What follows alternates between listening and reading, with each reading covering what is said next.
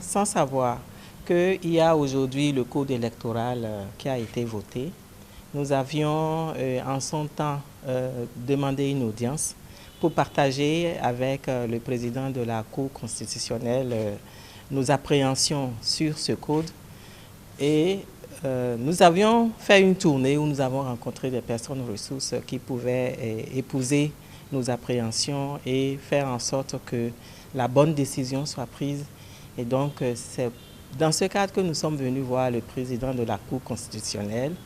Et le code électoral a été bel et bien voté, mais nous pensons que, en tant que le juge qui va finalement prendre la décision finale, il est bon que nous puissions le rencontrer et quand même partager avec lui nos appréhensions en espérant que dans sa décision finale, il portera attention à ces appréhensions qui sont les appréhensions légitimes de la société béninoise que la plateforme porte. Et ces appréhensions qui sont, entre autres, par exemple, qu'il faudrait faire en sorte que le code électoral, notre code électoral, évite d'être, je ne veux pas être chose-là, tripatouillé, si on peut le dire, ou qu'on y apporte des changements à la veille des élections. Parce que nos pays sont des pays très sensibles et les élections ont toujours été des facteurs de conflit. Nous avons déjà dans notre environnement des facteurs extérieurs de conflit comme le terrorisme, des facteurs que nous ne maîtrisons pas, qui menacent la paix. Et nous pensons que nous, en tant que plateforme électorale, et dont l'objectif c'est de faire en sorte que les élections se passent de manière pacifique et qu'il n'y ait pas de clash, nous pensons que nous devons venir et porter ces appréhensions et qu'ensemble avec le président et son équipe, ensemble avec les autres acteurs, que nous puissions faire en sorte que les comportements que nous-mêmes nous pouvons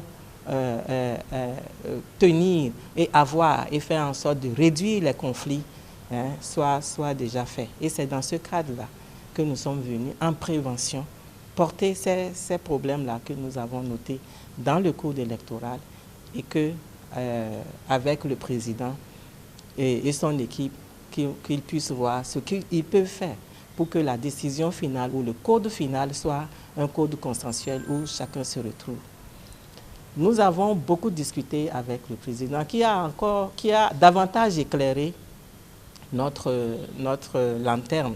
Et nous pensons qu'en sortant d'ici, nous allons rendre compte à nos collègues de la plateforme et voir les actions que nous pouvons faire, que nous pouvons entreprendre, d'autres portes auxquelles nous pouvons encore frapper pour que notre volonté de travailler pour notre pays soit vraiment effectif et soit couronné de succès. Et nous partons d'ici en ayant confiance qu'ils ne resteront pas sans vraiment travailler de sorte qu'il y ait toujours autour de notre élection le consensus qu'il faut, la quiétude qu'il faut et la sérénité qu'il faut pour que notre pays sorte des élections vraiment beaucoup plus aguerries et beaucoup plus matures. C'est plusieurs élections à la fois, donc c'est plusieurs sources de conflits à la fois. Et je crois que le président de la Cour constitutionnelle et son équipe en sont très conscients. C'est ce que nous avons noté de nos discussions.